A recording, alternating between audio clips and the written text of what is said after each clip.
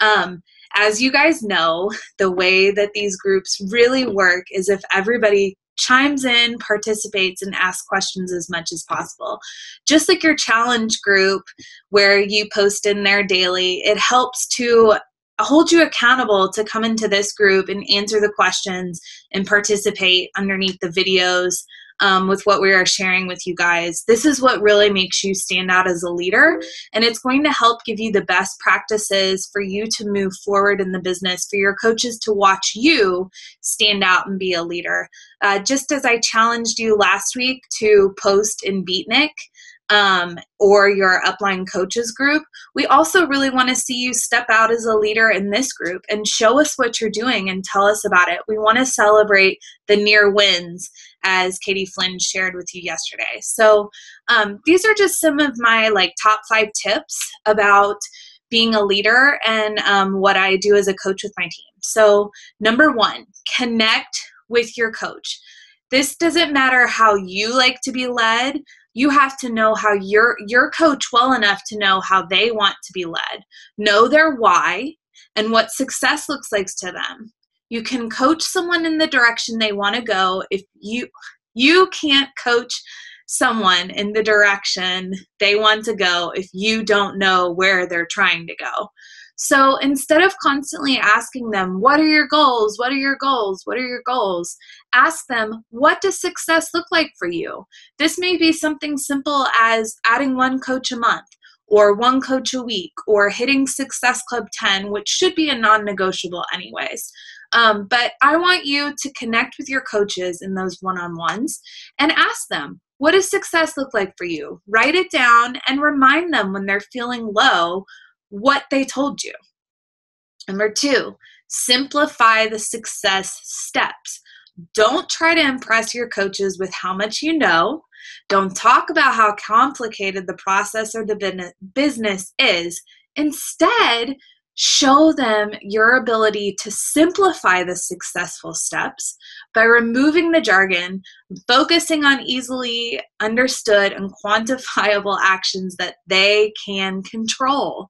The most important thing about this business is to find what you can control and focus on that will get you to the bigger picture. Number 3, make the start a short hop. Make the start a short hop. The start that stops most people for your coaches are the first steps that are always the hardest. So make sure that you make the starting point very simple and a short hop for them from where they're starting from. Don't make it impossible for them to get to diamond. Break it down for them. Hit emerald again, hit emerald again, hit emerald again, hit emerald again. Lead by example, and your coaches will hit emerald 2, and the next thing you know, you're at diamond. Those are short hops. Don't make it a big hop. Don't say, you need 8 coaches, 4 on each side, 2 of them have to be emerald, 1 on each leg. That's a big picture. Make it short. Number 4, set clear expectations and an accountability routine. So after you've identified your success steps, make sure the coach that you're working with understands the expectations and express your confidence in their ability to do so. Reignite their fire.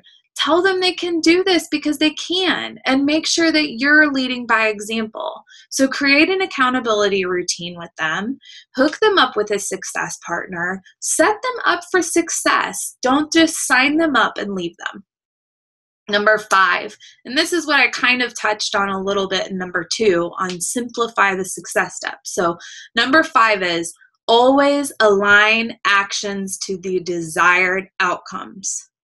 So what this means is, as you have your accountability routines, pay close attention to all the activities of the coach to make sure where they are spending their time on actions that drive them towards their goals, not away from them, but towards them.